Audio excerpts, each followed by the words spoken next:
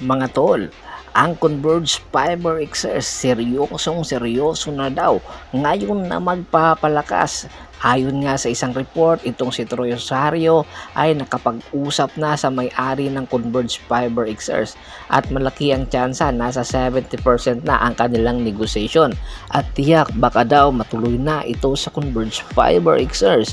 Marami na rin ang nagkakaroon ng pag-aalala dahil ang San Miguel at ang Barangay Ginebra San Miguel ay tila malabo nang makuha pa itong si Troy Rosario.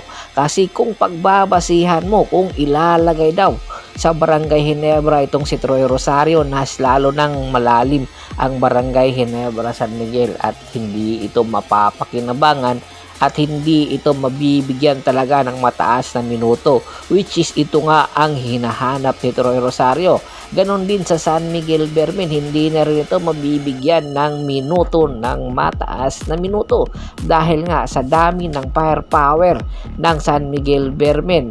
Mag-a-add lang sila ng firepower kay Troy Rosario, pero kung sa Converge Fiber Xers ito mapupuntang si Troy Rosario, ay tiyak siya rin ang magiging leader ng Converge Fiber Xers at mas lalong magpapalakas sa Converge Fiber Xers.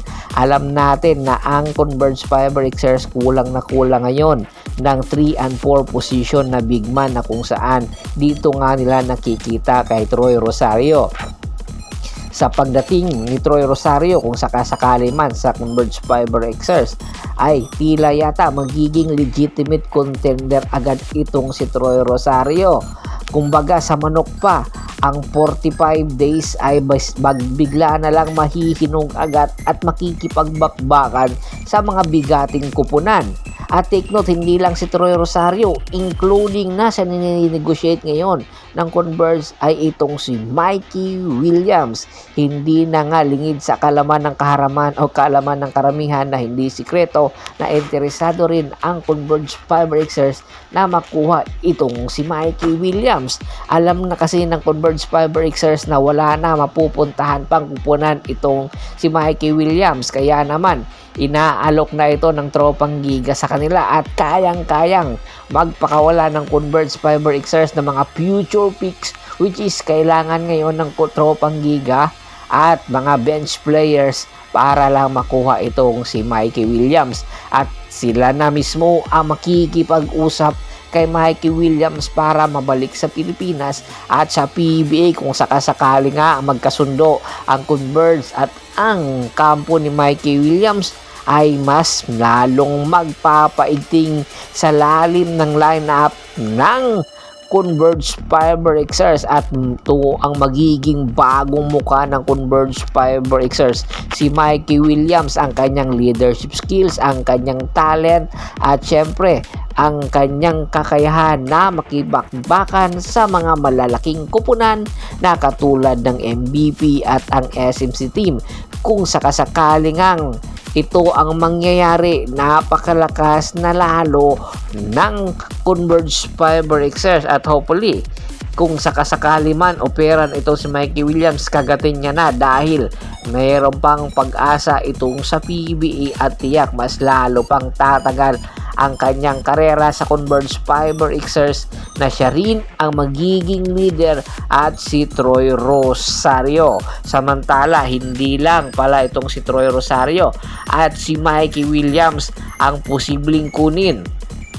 Kukuha rin ang Converge Fiber Xers ng isang legitimate big man na nasa free agent ngayon.